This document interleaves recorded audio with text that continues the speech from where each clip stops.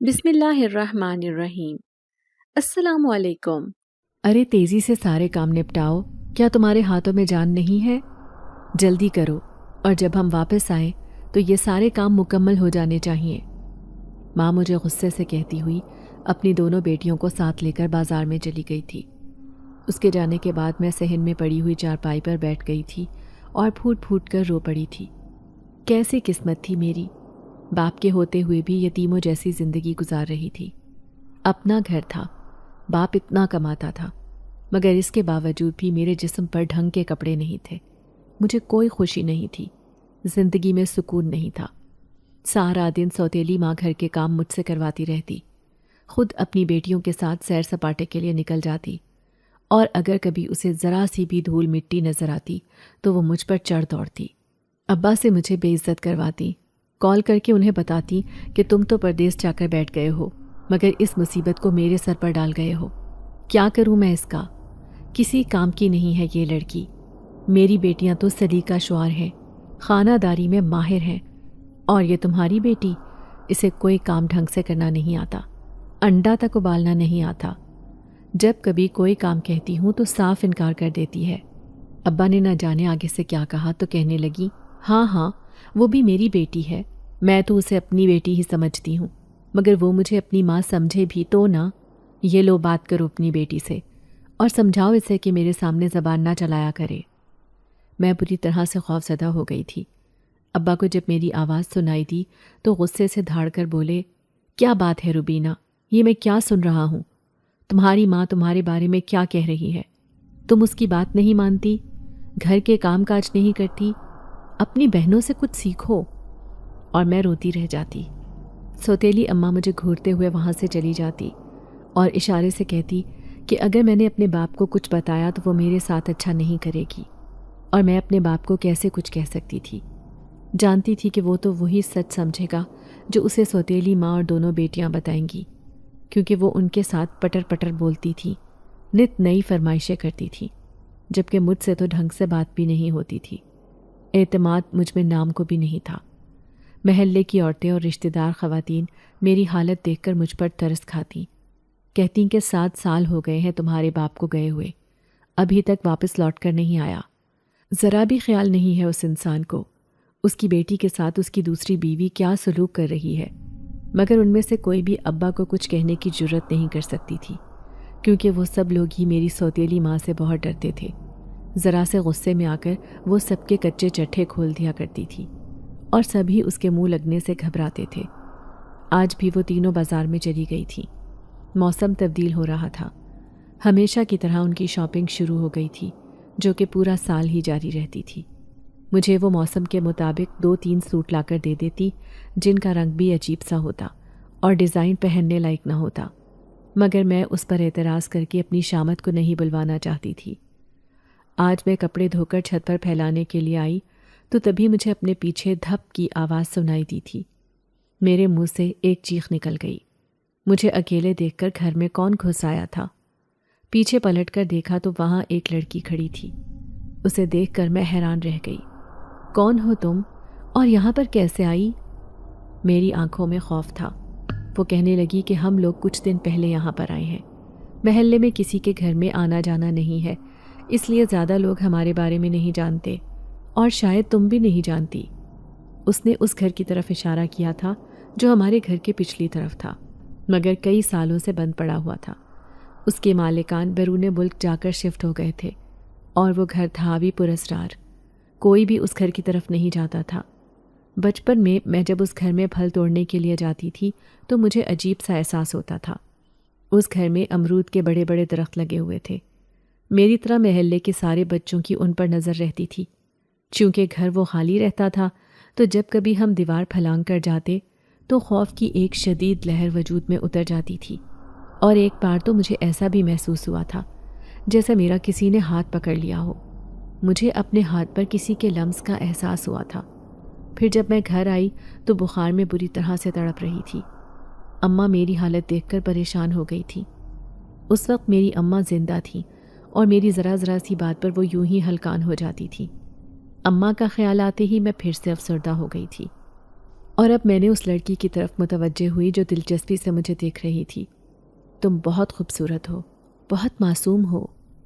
وہ میرے قریب آ کر میرے چہرے کو چھوتے ہوئے بولی تو مجھے انوکھے سے لمس کا احساس ہوا۔ میں 2 قدم پیچھے ہٹ کر کھڑی ہو گئی۔ وہ کھلکھلا کر ہنس پڑی۔ تم ایسے گھبرا رہی ہو جیسے میں کوئی لڑکی نہیں بلکہ لڑکا ہوں۔ ادھر آؤ، میرے پاس آؤ، ہم دونوں باتیں کرتے ہیں۔ مگر میں ڈر گئی۔ کہنے لگی کہ اگر میری سوتیلی ماں آ گئی تو اسے اچھا نہیں لگے گا۔ اس نے مجھے کہا تھا کہ ان کی واپسی سے پہلے یہ سارے کام میں ختم کر لوں۔ کپڑے دھونے کے بعد میں نے کھانا بھی بنانا ہے۔ وہ مجھے غور سے دیکھنے لگی، پھر کہنے لگی کہ چلو کوئی بات نہیں، ابھی میں تمہارے ساتھ مل کر کام کروا دیتی ہوں، پھر بعد میں ہم باتیں کریں گے۔ اس کی بات پر مجھے اطمینان کا احساس ہوا تھا، اور یہ تو میں بھی جانتی تھی کہ وہ شام سے پہلے پہلے نہیں آئیں گی، مگر میرے ذہن پر ہر وقت خوف طاری رہتا تھا۔ اس لیے میں چاہتی تھی کہ ان کے آنے سے پہلے ہی میں سارے کام نمٹا دوں، ورنہ وہ پھر سے مجھے ڈانٹ پہ لائیں گی۔ وہ لڑکی تو بہت پھرتیلی تھی، تیزی سے سارے کام نپٹا رہی تھی۔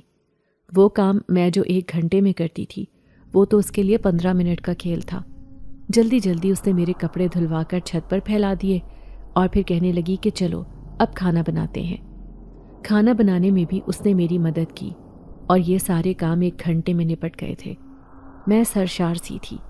زندگی میں پہلی بار مجھے کسی نے گھر کے کاموں میں مدد کروائی تھی۔ میں اس لڑکی کا شکریہ ادا کرنے لگی۔ وہ کہنے لگی کہ ابھی تمہاری سوتیلی ماں اور بہنیں آنے والی ہوں گی، میں پھر آؤں گی۔ مجھے لگتا ہے کہ جتنی وہ تم پر سختی کرتی ہیں، میرے ساتھ بھی انہیں تمہارا بات کرنا اچھا نہیں لگے گا۔ وہ جس طرح سے آئی تھی اسی طرح سے واپس چلی گئی تھی، اور جب وہ تینوں خلاف معمول گھر جلدی واپس آ گئیں تو سارے کام نپٹے ہوئے دیکھ کر وہ حیران رہ گئیں۔ اتنی جلدی تم نے یہ کام کیسے نپٹا لیے؟ وہ مجھے غور سے دیکھتے ہوئے کہنے لگی، پھر کندھے اچکا کر اپنے کمرے میں چلی گئی تھی۔ اب مجھے بھی آرام کرنے کا کچھ وقت مل گیا تھا۔ چونکہ اب کام تو کوئی تھا نہیں تو میں اپنے کمرے میں آ کر سو گئی۔ شام کو اپنی سوتیلی ماں کی آواز پر میری آنکھ کھلی تھی۔ یہ کون سا وقت ہے سونے کا؟ روبینہ، کمرے سے باہر نکلو اور چھت پر جو کپڑے ڈالے تھے وہ لے کے آؤ۔ دیکھو بارش آنے والی ہے، ایسے میں ساری محنت برباد ہو جائے گی اگر کپڑے نیچے گر گئے تو پھر سے تمہیں ہی دھونے پڑیں گے۔ مغرب کی اذانیں ہو رہی تھیں۔ میں بھی عموماً اس وقت تک سوتی نہیں تھی۔ آج جب اتنی دیر تک سوتی رہی تو مجھے بھی خود پر تعجب ہو رہا تھا۔ چھت پر جب کپڑے اتارنے کے لیے آئی تو اچانک سے تیز ہوا چلنے لگی تھی، اور میرے لیے اس تیز ہوا میں تار سے کپڑے اتارنا مشکل ہو رہا تھا۔ تبھی مجھے ایسے لگا جیسے میرے پاس سے کوئی چھو کر گزرا ہو۔ میں گرنے لگی تھی جب مجھے اپنے جسم پر کسی کے لمس کا احساس ہونے لگا۔ میں گرتے گرتے بچ گئی تھی، کیونکہ ہوا کی وجہ سے میری آنکھوں میں مٹی گھستی جا رہی تھی اور مجھے کچھ بھی نظر نہیں آ رہا تھا۔ میں سیڑھیوں سے نیچے کیسے اتروں؟ میرے بال میری آنکھوں میں آ رہے تھے، اور میں نے یہ کپڑوں کا ڈھیر بھی اپنے بازوؤں میں اٹھا رکھا تھا۔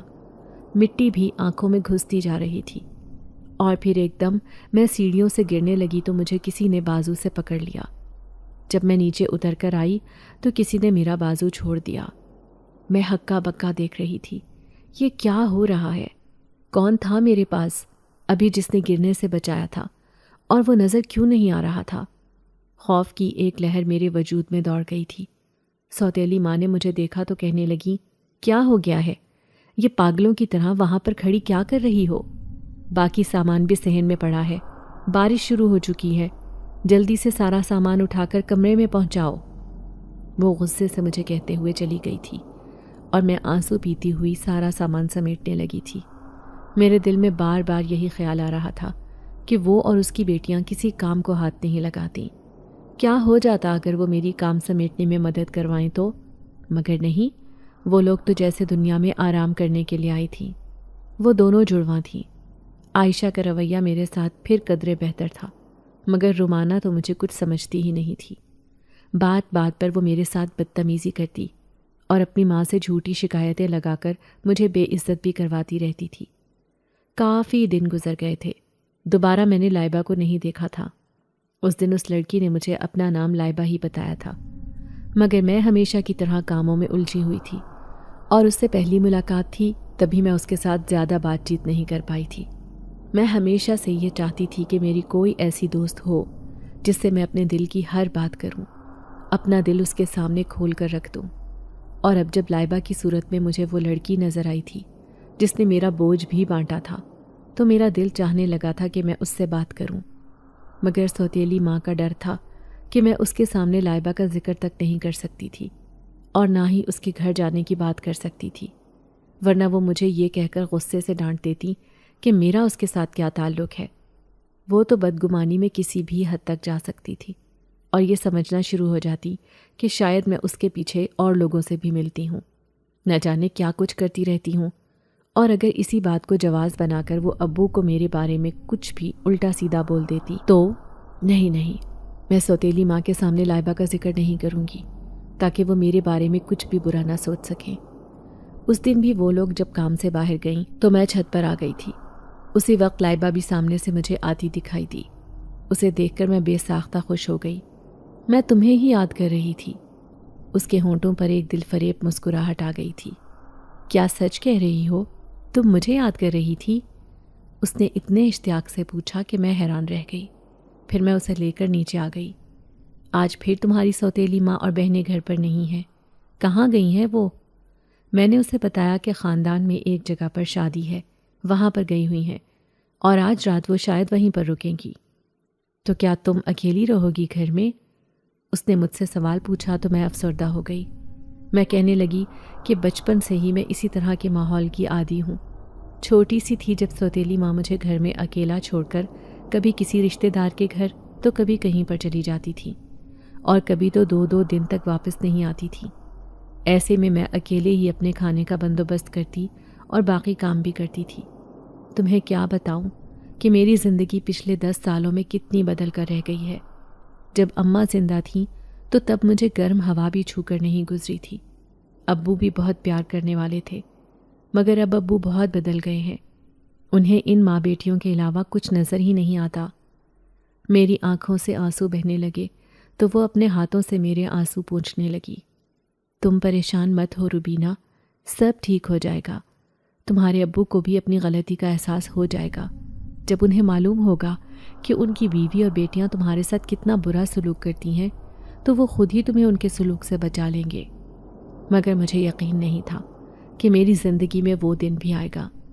لائبہ کافی دیر تک میرے ساتھ باتیں کرتی رہی، پھر اس نے مجھے اپنے ہاتھوں سے چائے بنا کر پلائی۔ میں مسکرا دی تھی۔ اماں کے بعد زندگی میں پہلی بار کوئی انسان میری زندگی میں آیا تھا جس نے میرے لیے کوئی کام کیا تھا۔ میرا خوش ہونا تو بنتا تھا۔ رات کو بھی وہ میرے پاس ہی رکی، میرے ساتھ باتیں کرتی رہی۔ پھر باتوں کے دوران وہ مجھے کہنے لگی کہ تمہارا جنات کے بارے میں کیا خیال ہے؟ میں اس کی بات پر چونک پڑی۔ جنات کے بارے میں ان کے بارے میں زیادہ کچھ نہیں جانتی، بس اتنا معلوم ہے کہ ان کی اپنی دنیا ہوتی ہے اور ہماری اپنی۔ وہ میرے قریب ہو کر لیٹ گئی۔ تو تمہیں کیا لگتا ہے، کیا وہ تمہاری دنیا میں نہیں آ سکتے؟ اس وقت اس کا انداز بدل گیا تھا اور لہجہ بھی عجیب سا ہو رہا تھا۔ مجھے خوف محسوس ہونے لگا اس کی آنکھوں کے تاثرات دیکھ کر۔ اس کی آنکھوں میں عجیب سے جذبے نظر آ رہے تھے۔ یہ تمہیں کیا ہو گیا ہے لائبہ؟ کس طرح سے دیکھ رہی ہو؟ میں جب گھبرا گئی تو وہ پھر سے ہنس پڑی۔ تم بہت بھولی ہو اور بہت ڈرپوک بھی ہو۔ میں تو بس ایک بات کر رہی تھی۔ وہ اب سنبھل کر بولی اور پھر قدرے فاصلے پر ہو کر لیٹ گئی۔ پھر تھوڑی دیر کے بعد اس کے خراٹے فضا میں گونجنے لگے۔ اس کے سونے کے بعد میں بھی سو گئی تھی۔ صبح جب اٹھی تو اسے میں کہنے لگی کہ تمہارے گھر والے تم سے پوچھیں گے نہیں کہ تم رات بھر کہاں تھی؟ انہیں اس بات پر اعتراض نہیں ہوگا؟ وہ کہنے لگی کہ امی کو میں بتا کر آئی تھی کہ تم اکیلی ہو اور انہیں مجھ پر بہت اعتبار ہے، وہ مجھے کسی بات سے نہیں روکتی۔ یہ بات مجھے عجیب تو لگی تھی کہ کوئی بھی ماں باپ اپنی جوان بیٹی کو رات کسی کے گھر میں کیسے رکنے دے سکتے ہیں، جبکہ وہ ان لوگوں کو جانتے بھی نہ ہوں۔ مگر پھر میں یہ سوچ کر خاموش ہو گئی کہ ہر کسی کے گھر کا اپنا ماحول ہوتا ہے۔ ہو سکتا ہے کہ وہ لائبہ سے بہت پیار کرتے ہوں اور انہیں اس پر آنکھیں بند کر کے اعتبار ہو۔ میری زندگی میں کوئی تبدیلی واقع نہیں ہوئی تھی۔ دن اسی طرح سے طلوع ہوتا تھا اور گھر کے کاموں کے ساتھ وقت بیتتا جاتا۔ پھر رات کو سورج غروب ہونے کے بعد میں اپنے کمرے میں جا کر سو جاتی۔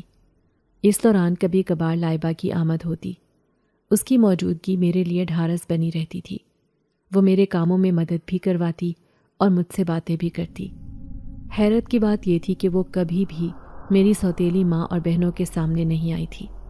میں جب بھی اس سے پوچھتی کہ تم ہمیشہ ان کی غیر موجودگی میں ہی آتی ہو، تمہیں کیسے پتہ چل جاتا ہے کہ وہ گھر پر نہیں ہے؟ وہ کہنے لگی کہ میں چھت سے جھانک کر دیکھ لیتی ہوں، جب خاموشی ہوتی ہے تو مجھے پتہ چل جاتا ہے کہ تم گھر میں اکیلی ہو۔ میں جانتی ہوں کہ وہ تمہیں پسند نہیں کرتی اور میں تمہاری واحد دوست ہوں۔ اگر انہوں نے مجھے تم سے بات کرتے ہوئے دیکھ لیا تو وہ ہماری دوستی پر بھی اعتراض کریں گی اور شاید تم پر پہلے سے زیادہ سختی کر دیں۔ وہ تو بہت سمجھدار تھی، میرے کہے بغیر باتوں کو سمجھ جاتی تھی۔ میں نے اپنا سارا دل اس کے سامنے کھول کر رکھ دیا تھا۔ ہر بات میں اسے بتاتی، اپنے خوابوں کا ذکر کرتی، اور وہ مجھے یہ کہتی کہ تمہاری زندگی میں بھی خوشیاں ضرور آئیں گی، تمہاری یہ مشکلات بھی جلدی حل ہو جائیں گی۔ اس دن بھی میری سوتیلی ماں نے کہا کہ وہ شاپنگ کرنے کے لیے جا رہی ہیں اور دیر سے واپس آئیں گی، میں کھانا بنا کر رکھ لوں۔ ہمیشہ کی طرح ان کے جاتے ہی لائبہ میرے پاس آ گئی تھی اور اپنی باتیں کرنے لگی، مگر خلاف معمول سوتیلی ماں جلدی گھر میں آ گئی تھی۔ وہ تینوں میرے کمرے کے باہر بیٹھ گئیں اور مجھے آوازیں دینے لگیں۔ میں جب باہر آئی تو میرے چہرے کا رنگ بالکل بدل چکا تھا۔ اب لائبہ ان کے سامنے یہاں سے کیسے جا سکتی تھی؟ آپ اتنا جلدی آ گئیں؟ میرے سوال پوچھنے پر اس نے مجھے گھور کر دیکھا، پھر کہنے لگی کہ ہاں، آج ہڑتال تھی تو ساری مارکیٹ بند تھی، یہ مجھے بازار جا کر ہی معلوم ہوا۔ جلدی سے پانی لے کر آؤ، مجھے پیاس لگی ہے۔ میرا وجود ہولے ہولے لرز رہا تھا۔ وہ تینوں تو وہاں پر مستقل براجمان ہو گئی تھی اور وہاں سے ہٹنے کا نام ہی نہیں لے رہی تھی۔ میرا بار بار لائبہ کی طرف دھیان جا رہا تھا کہ وہ کمرے سے کیسے نکل کر باہر جائے گی، اور اگر انہوں نے اسے دیکھ لیا تو وہ اس کے بارے میں کیا سوچیں گی، مجھ سے سوال پوچھیں گی تو میں انہیں کیا جواب دوں گی۔ میں ان کے لیے چائے بنانے لگی تھی۔ میرا ذہن اس سب میں ہی الجھا ہوا تھا، اور جب میں چائے لے کر باہر آئی تو رومانہ میرے کمرے سے ٹیبل لینے کے لیے چلی گئی تھی۔ میرا تو خوف کے مارے برا حال تھا، اگر رومانہ نے اسے دیکھ لیا تو سوتیلی ماں میرے ساتھ کیا سلوک کرے گی، مگر خیریت رہی۔ رومانہ باہر آ گئی، اس نے لائبہ کو نہیں دیکھا تھا، اور پھر جب وہ لوگ چائے پی کر وہاں سے گئیں تو کمرے میں آنے کے بعد میں حیران رہ گئی۔ لائبہ بیڈ پر بیٹھی مسکرا رہی تھی، مجھے دیکھ کر کہنے لگی کہ تمہارے چہرے پر کیوں ہوائیاں اڑ رہی ہیں؟ میں خوفزدہ سی ہو کر اسے دیکھنے لگی۔ رومانہ نے تمہیں دیکھا تو نہیں؟ کہنے لگی کہ میں پردے کے پیچھے چھپ گئی تھی، اس کی مجھ پر نظر نہیں پڑی، اگر نظر پڑتی تو وہ ضرور تم سے اس بارے میں بات کرتی، مگر مجھے یقین نہیں آ رہا تھا۔ پردہ تو زمین سے اچھا خاصا اونچا تھا، اور اگر انسان اس کے پیچھے کھڑا ہوتا بھی تو بھی اس کی آدھی ٹانگیں تو نظر آتی تھی، اور یہ کھڑکی تو عین دروازے کے سامنے تھی۔ کیسے ممکن تھا کہ رومانہ کی اس پر نظر نہیں پڑی؟ مگر شکر تھا کہ میں بچ گئی تھی۔ لائبہ پھر اپنے گھر چلی گئی تھی۔ اس کے بعد میں زیادہ محتاط ہو گئی تھی۔ لائبہ نے مجھے کہا تھا کہ جب بھی تمہارا مجھ سے بات کرنے کو دل کرے تو تم چھت پر آ جایا کرو، 3 بار مجھے میرے نام سے پکارا کرو تو میں آیا کروں گی۔ اب میں ایسا ہی کرتی تھی۔ جب بھی سوتیلی ماں ٹی وی دیکھنے میں مصروف ہوتی یا پھر سو رہی ہوتی تو میں چھت پر چلی جاتی تھی اور لائبہ کو پکارتی تو وہ فوراً سے میرے پاس آ جاتی۔ میں نے آج تک اس کے علاوہ گھر میں اور کسی کو بھی نہیں دیکھا تھا۔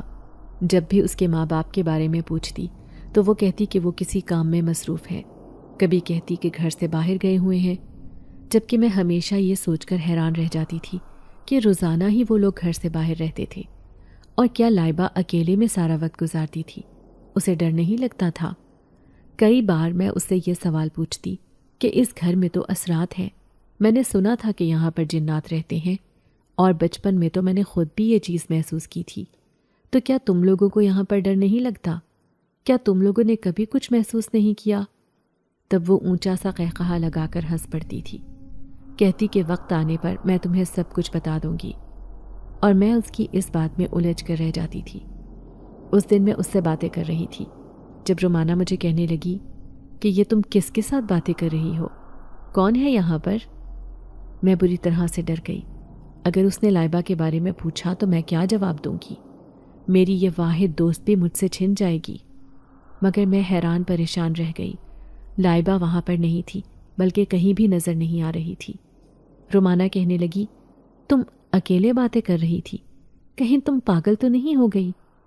اور میں شرمندہ سی ہو کر رہ گئی تھی، دل ہی دل میں شکر کر رہی تھی کہ اس نے میری دوست کو نہیں دیکھا، مگر ساتھ ہی دل میں یہ خیال بھی تھا کہ لائبہ تو میرے ساتھ تھی، اگر وہ مجھے دیکھ سکتی تھی تو اس کو کیوں نہیں؟ میرا ذہن بری طرح سے الجھ کر رہ گیا تھا۔ اب رومانہ میرا مذاق اڑانے لگی تھی، بار بار وہ کہتی کہ اسے اکیلے باتیں کرنے کی عادت ہو گئی ہے، یہ پاگل ہو گئی ہے، اب کون اس کے ساتھ شادی کرے گا؟ جو بھی اس کے ساتھ شادی کرے گا اسے لے کر وہ پاگل خانے چلا جائے گا۔ اس کی باتیں سن کر سوتیلی ماں کہنے لگی کہ تم کس کی بات کر رہی ہو؟ اس نے میری طرف اشارہ کیا، کہنے لگی کہ پرانی حویلی کی طرف منہ کر کے بیٹھی ہوئی تھی اور اکیلی باتیں کر رہی تھی، بڑی خوش لگ رہی تھی اکیلے باتیں کرتے ہوئے۔ شاید اس کے خیالوں میں اس کا شہزادہ آیا ہوا تھا اور یہ اسی سے باتیں کر رہی تھی۔ وہ دونوں بہنیں میرا مذاق اڑانے لگیں تو سوتیلی ماں مجھے جانچتی ہوئی نظروں سے دیکھنے لگی، کہنے لگی کہ یہ تو بدھو ہے، ایسا تو میں اس کے بارے میں سوچ نہیں سکتی کہ اس کا کسی لڑکے کے ساتھ چکر چل رہا ہوگا، اور پچھلی حویلی تو ویران ہے، خوفناک مشہور ہے، وہاں پر تو کوئی انسان آنے کے بارے میں سوچ بھی نہیں سکتا، یقیناً یہ اکیلے ہی باتیں کر رہی ہوگی، کہیں ایسا تو نہیں کہ وہاں پر رہنے والے بھوتوں سے باتیں کر رہی تھی؟ وہ تینوں میرا مذاق اڑانے لگی، ان کی بات پر میں نے سکون کا سانس لیا تھا۔ اس کا مطلب یہ تھا کہ ان لوگوں کو معلوم نہیں تھا کہ وہاں پر کچھ لوگ آ کر رہنے لگے ہیں۔ دن اسی طرح سے آنکھ مچولی کرتے ہوئے گزرتے جا رہے تھے۔ اس دن محلے کی ایک خالہ گھر آئی تو ان کی بات سن کر میں چونک پڑی تھی۔ میری سوتیلی ماں سے کہنے لگی، کل میرا بیٹا بتا رہا تھا کہ اس کے ایک دوست کے ساتھ اس حویلی میں حادثہ پیش آیا ہے۔ اب جب ان کے منہ سے میں نے لائبہ کے گھر کا ذکر سنا تو میں بھی ان کی طرف اور متوجہ ہو گئی۔ کہنے لگیں کہ اس کا دوست اس محلے میں نیا نیا آیا ہے، وہ حویلی کے بارے میں نہیں جانتا تھا۔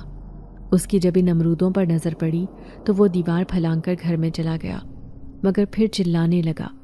اس کے چلانے کی آوازیں دور دور تک سنی جا رہی تھیں، اور پھر وہ بہت مشکل سے دیوار پھلانگ کر باہر آیا تو بے ہوش ہو چکا تھا۔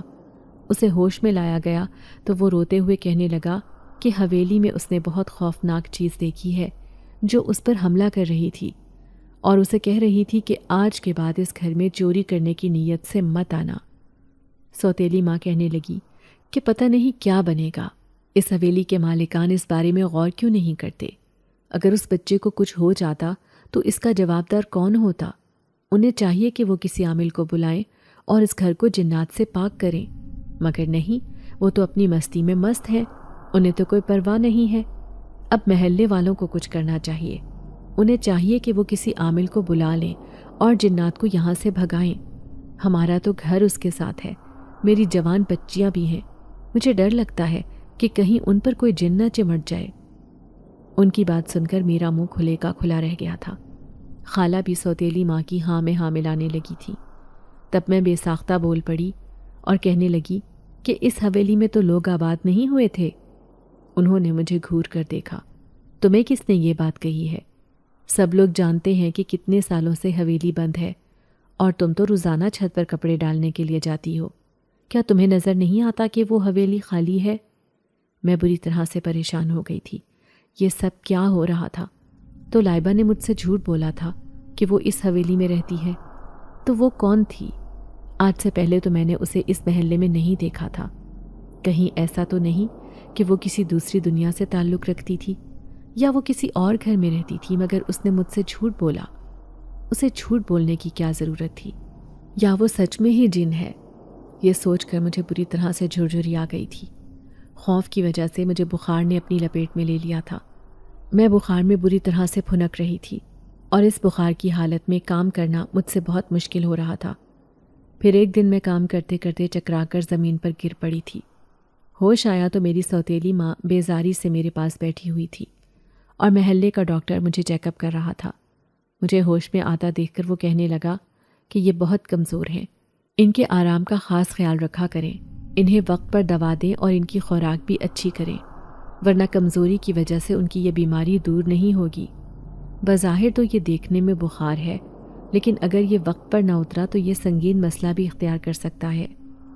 سوتیلی ماں میری صحت یابی کی وجہ سے ہی مجھے اچھا کھانا بھی کھلانے لگی تھی اور میرا خیال بھی رکھنے لگی تھی، کیونکہ اس کے دل میں یہ خیال تھا کہ اگر میں ٹھیک نہیں ہوئی تو میں گھر کے کام کیسے کروں گی، اور اگر مجھے کچھ ہو گیا تو وہ ابا کو کیا جواب دیں گی۔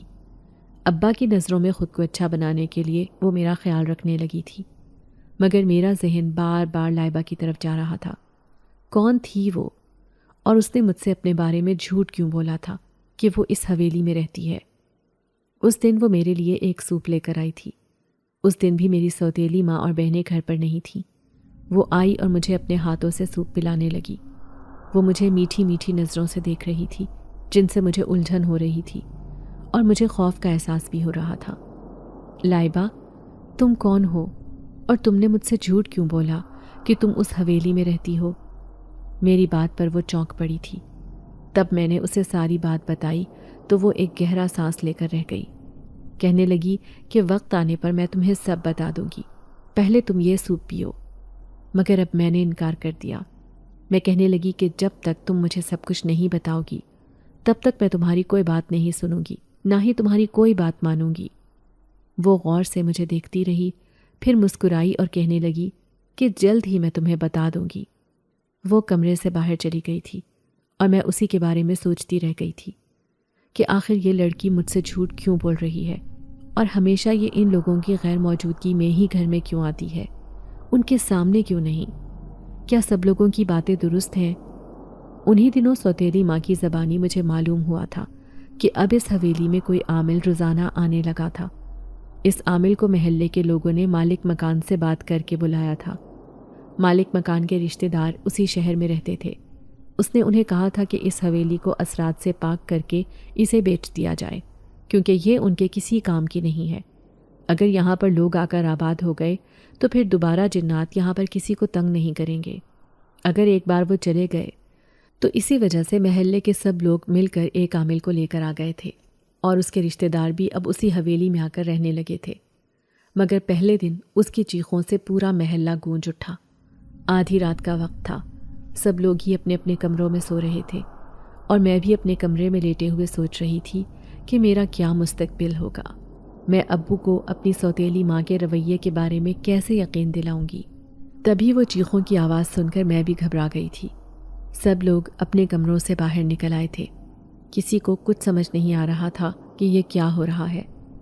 گلی سے کسی کے بھاگتے قدموں کی آواز سنائی دی تھی، اور پھر اگلے دن معلوم ہوا تھا کہ مالک مکان کے رشتہ دار کو حویلی کے جنات نے مار کر بھگا دیا تھا۔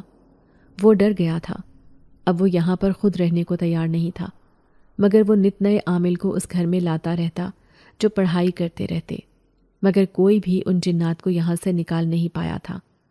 پھر ایک دن ایک عامل یہاں پر آیا اور اس کے بعد سے سب کچھ نارمل ہو گیا تھا۔ مالک مکان نے اب پوری حویلی کی صفائی کروائی تھی، فالتو گھاس پھوس کٹوا دی اور حویلی کا پھر سے رنگ و روغن کروایا، پھر حویلی کو بیچ دیا۔ اب یہاں پر جو لوگ آ کر رہنے لگے تھے ان کی 2 جوان بچیاں تھیں۔ وہ دونوں میاں بیوی ڈاکٹر تھے۔ محلے والوں نے انہیں یہ ساری باتوں کے بارے میں بتایا تو وہ ہنس کر ٹال گئے۔ وہ پڑھے لکھے لوگ تھے، ایسی باتوں پر یقین نہیں کرتے تھے، اور یوں بھی یہ حویلی تو اثرات سے پاک ہو گئی تھی، انہیں اب بھلا کس چیز کا ڈر ہو سکتا تھا؟ میں لائبہ کو بہت مس کرتی تھی۔ جب سے وہ لوگ اس حویلی میں آئے تھے تب سے میں نے ایک بار بھی لائبہ کو نہیں دیکھا تھا، اور اب مجھے یہ یقین ہونے لگا تھا کہ کہیں لائبہ کسی دوسری دنیا سے تو تعلق نہیں رکھتی تھی۔ یہ سوچ کر میں بری طرح سے کانپ کر رہ گئی تھی۔ اس کے ساتھ گزارے ہوئے وہ دن اور وہ وقت مجھے سب کچھ یاد آنے لگا تھا۔ کبھی کبھی اس کا عجیب سے انداز میں مجھے دیکھنا اور پھرتی کے ساتھ سارے گھر کے کام کاج کرنا، یہ سب کبھی کبھی مجھے چونکنے پر مجبور کر دیا کرتا تھا۔ اس کے بعد بھی کئی بار ایسا ہوا کہ میری سوتیلی ماں گھر سے باہر گئی تھی، مگر لائبہ گھر میں کبھی بھی نہیں آئی۔ کتنے مہینے اس بات کو گزر چکے تھے، میں اسے یاد کرتی رہتی تھی۔ اور پھر ایک دن رات کو جب میں اپنے کمرے میں سو رہی تھی تو اچانک سے میری نیند ٹوٹ گئی۔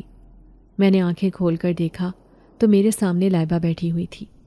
کیسی ہو تم؟ اسے دیکھ کر میں اٹھ کر بیٹھ گئی۔ میں بالکل ٹھیک ہوں، تم کہاں تھی؟ اس نے مجھے گلے سے لگا لیا۔ اس کی وجود سے عجیب سی تپش آ رہی تھی، مجھے اپنا وجود جلتا ہوا محسوس ہو رہا تھا۔ کتنی دیر تک وہ مجھے خود کے ساتھ بھیجے رہی۔ پھر میں نے بہت مشکل سے خود کو اس سے علیحدہ کروایا تھا، کیونکہ اب میرا پورا وجود جلنے لگا تھا۔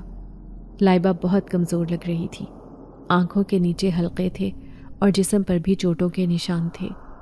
یہ تمہیں کیا ہوا ہے؟ اسے دیکھ کر تو میں صحیح معنوں میں پریشان ہو گئی۔ وہ کہنے لگی کہ بس میں کسی کی قید میں چلی گئی تھی اور اس نے میرے ساتھ اتنا ظلم کیا، مگر شکر ہے کہ مجھے وہاں سے رہائی مل گئی۔ ایک دوست کی مدد سے میں اس کے چنگل سے بھاگی اور اب تمہارے سامنے ہوں۔ کون تھا وہ؟ کس نے تمہیں قید کیا اور کیوں؟ میں سوال پہ سوال پوچھے جا رہی تھی، جبکہ وہ محبت بھری نظروں سے مجھے دیکھ رہی تھی۔ اس کی آنکھیں ایسی تھیں کہ میں اس کی آنکھوں میں جھانک کر دیکھ نہیں پائی۔ تبھی مجھے خیال آیا کہ تم آدھی رات کو یہاں پر کیسے آئی؟ اور کتنے مہینوں سے میں دیکھ رہی ہوں اس گھر میں تو اور لوگ آ کر رہنے لگے ہیں۔ تم لوگ کہاں رہتے ہو اور اب تم کہاں سے آئی ہو؟ مگر وہ کوئی بات کیے بغیر مجھے بس دیکھتی رہی تھی۔ تبھی میری نظر دروازے پر پڑی۔ دروازہ تو میں اندر سے بند کر کے سوئی تھی۔ لائبہ، دروازہ تو بند تھا، تم اندر کیسے آئی؟ میں نے چونک کر اس سے پوچھا تو وہ قدرے گڑبڑا گئی۔ دروازے کی طرف دیکھا اور کہنے لگی کہ دروازے سے ہی آئی ہوں۔ مگر کیسے؟ دروازہ تو میں نے اندر سے بند کیا ہوا تھا۔ میرا اتنا کہنا ہی تھا کہ اس نے مجھے عجیب سے انداز میں دیکھا اور پھر میری نظروں کے سامنے سے غائب ہو گئی۔ اب میری آنکھیں پھٹی کی پھٹی رہ گئی تھیں۔ یہ کیا تھا؟ مجھے کچھ سمجھ نہیں آ رہا تھا۔ وہ اب میری نظروں کے سامنے سے اچانک سے غائب کیسے ہو سکتی تھی؟ خوف کے مارے میرا برا حال ہو رہا تھا۔ پوری رات میں جاگتی رہی تھی۔ نیند میری آنکھوں سے کوسوں دور تھی، اور پھر فجر کے قریب جا کر میری آنکھ لگی تو سوتیلی ماں کے چلانے پر ہی میری آنکھ کھلی تھی۔ یہ تم کیا دن چڑھے تک سوتی رہتی ہو؟ صبح کے وقت اٹھ کر جلدی سے کام کیا کرو۔ اور میں اسے جتا نہیں سکی کہ میرا تو ہمیشہ یہی معمول ہے، میں تو بہت سویرے اٹھ کر ہی کام کاج کرتی ہوں۔ اگر آج میری دیر سے آنکھ کھل گئی تو کیا ہوا؟ مگر یہ میں صرف سوچ ہی سکتی تھی، میں اسے کہہ نہیں پائی تھی۔ اگلی رات کو پھر سے لائبہ میرے پاس آ گئی اور اب میں نے اسے خود سے دور کر دیا۔ مجھ سے دور رہو، مجھے اندازہ ہو گیا ہے تم عام لڑکی نہیں ہو۔ تم کون ہو؟ تب اس نے اپنا روپ بدل لیا اور اب اس کی جگہ پر ایک حسین و جمیل لڑکا تھا جو مجھے پیار سے دیکھ رہا تھا، جبکہ میں حیرت اور بے یقینی سے اسے دیکھ رہی تھی۔ کون ہو تم؟ اور یہ سب کیا ہے؟ مجھے کچھ سمجھ نہیں آ رہا تھا میں اسے کیا کہوں، مگر وہ مسلسل بغیر کچھ کہے خاموشی سے مجھے پیار بھرے انداز میں دیکھ رہا تھا۔ کہنے لگا کہ تم جو سمجھ رہی ہو وہ بالکل ٹھیک ہے۔ میں جنات کے قبیلے سے تعلق رکھتا ہوں اور میرا نام ارمغان ہے۔ کئی سالوں سے میں اس حویلی میں رہ رہا ہوں، بچپن سے ہی تمہیں دیکھتا آ رہا ہوں۔ تم بچپن سے ہی مجھے بہت اچھی لگتی تھی، مگر تم بہت ڈرپوک تھی، تبھی میں نے تم پر کبھی اپنی موجودگی کا احساس نہیں دلایا تھا، کیونکہ مجھے یہ ڈر تھا کہ کہیں تم خوف سے مر ہی نہ جاؤ۔ اپنی بات کہہ کر وہ مسکرایا، اور اس دن جب میں نے تمہیں روتے ہوئے کام کرتے ہوئے دیکھا تو مجھے تم پر ترس آ گیا، اور تب میرے ذہن میں یہ خیال آیا کہ کیوں نہ میں تمہاری دوست بن کر تمہارے پاس آؤں۔ اس طرح سے تم میرے سامنے اپنا دل ہلکا کر لو گی، میں بھی تم سے بات کر لیا کروں گا، تمہیں قریب سے دیکھ لیا کروں گا۔ یہ بات کہتے ہوئے وہ پھر سے میرے قریب آ گیا تھا۔ میں اسے خود سے دور کرنے لگی۔ تم میرے قریب مت آؤ ورنہ اچھا نہیں ہوگا۔ میں بری طرح سے گھبرا رہی تھی، خوف بھی محسوس ہو رہا تھا۔ جس کو میں اپنی سہیلی سمجھ رہی تھی وہ ایک جن زادہ تھا، اور اس وقت وہ رات کے اندھیرے میں میرے ساتھ میرے کمرے میں موجود تھا۔ وہ کچھ بھی کر سکتا تھا۔ مجھے خوفزدہ دیکھ کر وہ کہنے لگا کہ ڈرنے کی کوئی ضرورت نہیں ہے، میں نے اس سے پہلے بھی تمہارے ساتھ کچھ برا نہیں کیا اور آئندہ بھی نہیں کروں گا۔ ہاں، مگر جنہوں نے تمہیں تکلیف دی ہے ان کے ساتھ میں ضرور برا کروں گا۔ یہ کہہ کر وہ وہاں سے چلا گیا تھا اور میں سن ہو کر رہ گئی تھی۔ اس دن ابو بغیر بتائے گھر آ گئے تھے۔ انہیں دیکھ کر سوتیلی ماں اور دونوں بیٹیاں تو حیران پریشان رہ گئیں۔ آپ اچانک سے گھر کیسے آئے؟ آپ نے تو اپنے آنے کی کوئی اطلاع نہیں دی تھی، وہ گڑبڑائے ہوئے لہجے میں بولی تو ابو نے مجھ پر ایک نظر ڈالی۔ میرا لباس پھٹا پرانا تھا، بال بکھرے ہوئے تھے، جبکہ وہ تینوں بہت اچھے حلیے میں تھی۔ ابو نے مجھے خود کے ساتھ لپٹا لیا۔ کہنے لگے کہ مجھے رشتہ دار اکثر کہتے تھے کہ تمہاری بیوی کا رویہ تمہاری بچی کے ساتھ ٹھیک نہیں ہے، مگر میں نے کبھی ان کی باتوں پر یقین نہیں کیا، ہمیشہ انہیں جھٹلاتا رہا۔ مگر اب مجھے لگ رہا ہے کہ سب لوگوں کی باتیں بالکل ٹھیک تھیں۔ میری بیٹی کا حلیہ بتا رہا ہے کہ اس گھر میں اس کے ساتھ کیا سلوک کیا جاتا ہے۔ ابو کو دیکھ کر میں اپنے آنسوں پر بند نہیں باندھ پائی تھی اور پھر بری طرح سے رونے لگی تھی۔ سوتیلی اماں بھی شرمندہ ہو گئی، کہنے لگی کہ یہ گھر کے کام کاج کر رہی تھی تبھی اس نے یہ حلیہ بنایا ہوا ہے، مگر اس کے پاس بھی بہت اچھے اچھے کپڑے ہیں۔ ابو کہنے لگے کہ کہاں ہے تمہارا کمرہ، دکھاؤ مجھے۔ میں انہیں اپنے کمرے میں لے کر آئی، جہاں پر ایک پرانی سی چارپائی تھی اور ایک ٹوٹی ہوئی الماری تھی۔ الماری کھول کر دیکھا تو اس میں چند جوڑے کپڑوں کے تھے جو سب کے سب گھسے ہوئے تھے، اور جبکہ سوتیلی بہنوں کے کمرے بہت بہترین فرنیچر سے سجے ہوئے تھے اور ان کے پاس ہر چیز وافر مقدار میں موجود تھی۔ اب کی بار ابو غصے سے چلا پڑے، یہ میری سگی بیٹی ہے، اس کے ساتھ تم یہ سلوک کرتی رہی، مجھے اس کے خلاف ورغلاتی رہی۔ اگر اب بھی مجھے وہ کال نہ آتی اور تمہارے رویے کے بارے میں مجھے پتہ نہ چلتا تو میں کبھی بھی یہ سب اپنی آنکھوں سے دیکھ نہ پاتا۔ نہ جانے کب تک میری بیٹی کو یہ سب برداشت کرنا پڑتا، اور مجھے یہ سمجھنے میں دیر نہیں لگی تھی کہ یہ سارا کام ارمغان کا تھا۔ یقیناً اسی نے میرے باپ کو یہ سب بتایا تھا، مگر یہ ممکن کیسے ہوا؟ ابو سوتیلی ماں سے بالکل بھی بات نہیں کر رہے تھے اور ان کی بیٹیوں کی طرف بھی انہوں نے نظر اٹھا کر نہیں دیکھا تھا۔ انہیں کہنے لگے کہ تمہاری بیٹیوں کو میں نے اپنی بیٹیاں سمجھا، کبھی کسی بات کے لیے نہیں جتایا، مگر تم کو صرف یہی بات کہی کہ تم میری بیٹی کا خیال رکھنا، مگر تم نے اپنا وعدہ وفا نہیں کیا۔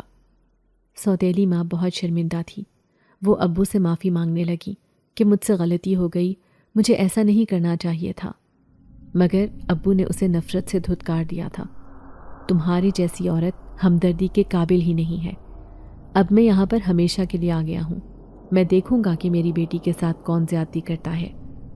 اب ابو نے گھر میں کاموں کے لیے ملازمہ رکھ دی تھی اور اسے کہنے لگے کہ کچن کے کام اب تم خود کرو گی یا اپنی بیٹیوں سے کرواؤ گی، میری بیٹی سے تم نے جتنا کام کروانا تھا کروا لیا، اب میں اس کی شادی کرنے والا ہوں، یہ چند دنوں کی مہمان ہے، اور آئندہ کسی نے اس کے ساتھ کوئی زیادتی کی تو میں یہ برداشت نہیں کر پاؤں گا۔ اس کے بعد ان تینوں کا رویہ بالکل تبدیل ہو گیا تھا۔ وہ میرے آگے پیچھے ہوتی، میرے ساتھ زبردستی بات کرتی، میرے ساتھ محبت جتانے کی کوشش کرتی، مگر میں جانتی تھی کہ یہ سب ڈھکوسلا تھا، یہ صرف ابو کی نظر میں اچھا بننے کی کوشش کی جا رہی تھی، مگر اب وہ میرے دل میں کبھی وہ جگہ نہیں بنا سکتی تھی۔ انہوں نے اپنا مقام خود کھویا تھا۔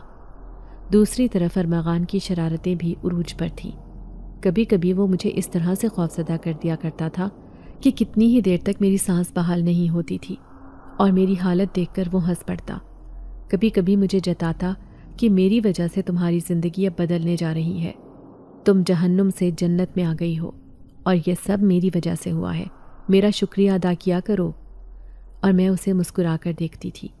آہستہ آہستہ میرا ڈر اور خوف بھی زائل ہونے لگا تھا، مگر مجھے اس سے ابھی بھی یہی شکوہ تھا کہ وہ لڑکی بن کر میرے پاس آیا تھا اور میرے دل کی باتیں اس نے جان لی تھیں۔ کیا کچھ نہیں تھا جو میں نے اسے بتایا تھا۔ اب جب سب کچھ یاد آتا تھا تو میں شرما کر خود سے نظریں چرانے لگتی تھی۔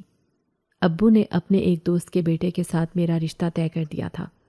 وہ کہنے لگے کہ میں نہیں چاہتا کہ میری بیٹی مزید اس گھر میں رہے، میں چاہتا ہوں کہ جو کچھ اس نے زندگی میں دیکھا ہے اس سب کا ازالہ ہو سکے۔ تم نے میری بیٹی کو میٹرک سے آگے پڑھنے بھی نہیں دیا، مجھے یہی کہا کہ وہ پڑھنا ہی نہیں چاہتی، اور میں کتنا بے وقوف تھا، اپنی بیٹی کی بے بسی کو محسوس نہیں کر پایا۔ کتنے پچھتاوے تھے ابو کے ساتھ میری تعلیم ادھوری رہ جانے کے اور میری ناآسودہ خواہشوں کی وجہ سے۔ وہ میرے سامنے ہاتھ جوڑتے اور مجھ سے معافی مانگتے، اور میں انہیں کہتی کہ مجھے کسی قسم کا کوئی احساس محرومی نہیں ہے، آپ نے مجھ سے پیار سے بات کر لی تو میری ساری اذیتوں کا ازالہ ہو گیا ہے، میں اب آپ کو اس انداز میں نہیں دیکھ سکتی، مجھے شرمندگی ہوتی ہے، آپ مجھے شرمندہ مت کیا کریں۔ میں انہیں کہتی کہ آپ اپنی بیوی کے ساتھ بھی اپنا رویہ بہتر کر لیں، مجھے اچھا نہیں لگتا کہ آپ میری وجہ سے ان پر غصہ کرتے ہیں۔ اور ابو پھر اس سے کہتے کہ دیکھ لو، یہ ہے میری بیٹی، یہ بالکل اپنی ماں پر گئی ہے، کتنی اعلیٰ ظرف ہے یہ، کتنا تم نے برا کیا، مگر اس کے باوجود بھی یہ تمہارا ہی بھلا سوچ رہی ہے۔ مجھے اکثر یہ کہتی ہے کہ آپ اپنی دونوں بیٹیوں سے بھی محبت سے پیش آیا کریں۔ یہ سب مجھے اچھا نہیں لگتا۔ پھر میری شادی کا دن بھی آ پہنچا تھا۔ ابو نے سب کچھ میری مرضی سے لیا تھا۔ وہ اب کسی قسم کی کوئی کمی نہیں رکھنا چاہتے تھے۔ اب جب مجھے یہاں پر ایک دن رہ گیا تھا، تب میری سوتیلی ماں میرے پاس آئی۔ وہ میرے سامنے ہاتھ جوڑ کر کہنے لگی کہ میں آج سچ میں تم سے معافی مانگنے کے لیے آئی ہوں۔ مجھے آج شدت سے اپنی غلطی کا احساس ہو گیا ہے۔ میں نہیں چاہتی کہ جو کچھ میں تمہارے ساتھ کرتی رہی ہوں وہ کل کو میری بیٹیوں کے ساتھ بھی پیش آئے۔ تم اپنے دل میں میرے لیے کوئی بات لے کر مت جانا، مجھ سے خفا مت ہونا، مجھے معاف کر دو۔ اس کے جڑے ہوئے ہاتھ میں نے پکڑ لیے تھے۔ میں کہنے لگی کہ میرے دل میں آپ کے لیے کوئی بات نہیں ہے، میں نے آپ کو معاف کیا۔ آپ ان ساری باتوں کو اپنے دل سے نکال دیں۔ اور وہ ہلکی پھلکی سی ہو کر واپس چلی گئی تھی۔ ابو کی بات بالکل ٹھیک تھی۔ اب جیسے انہوں نے میری تمام کمیوں کا، تمام اذیتوں کا ازالہ کر دیا تھا۔ اتنے اچھے شوہر کی صورت میں، اور اس سب کے لیے میں اس جنزادے کی شکر گزار تھی جس کی وجہ سے میری زندگی تبدیل ہو گئی تھی اور میری زندگی جنت بن گئی تھی۔ اگر وہ اس دن ابو کو کال نہ کرتا اور انہیں واپس آنے پر مجبور نہ کرتا، انہیں یہ سب نہ بتاتا، تو آج یہ نہ ہوتا۔ سوتیلی ماں نے ابو سے بہت پوچھا کہ آپ کو کس نے کال کی تھی، اور ابو بھی حیران تھے کہ انہوں نے آج سے پہلے اس عورت کو نہیں دیکھا تھا۔ وہ سمجھ رہے تھے کہ شاید کوئی محلے میں نئی عورت آئی ہے، مگر وہ عورت تو محلے میں کہیں بھی نہیں رہتی تھی، اور یہ بات تو میں جانتی تھی کہ وہ کون تھا، اور میں یہ بات کبھی بھی کسی کو بھی نہیں بتا سکتی تھی، چاہے کوئی مجھ سے کتنی ہی بار کیوں نہ پوچھ لے۔ اب وہ تینوں راہ راست پر آ گئی تھی اور اب سب کے ساتھ ہی اچھے سے پیش آنے لگی تھی۔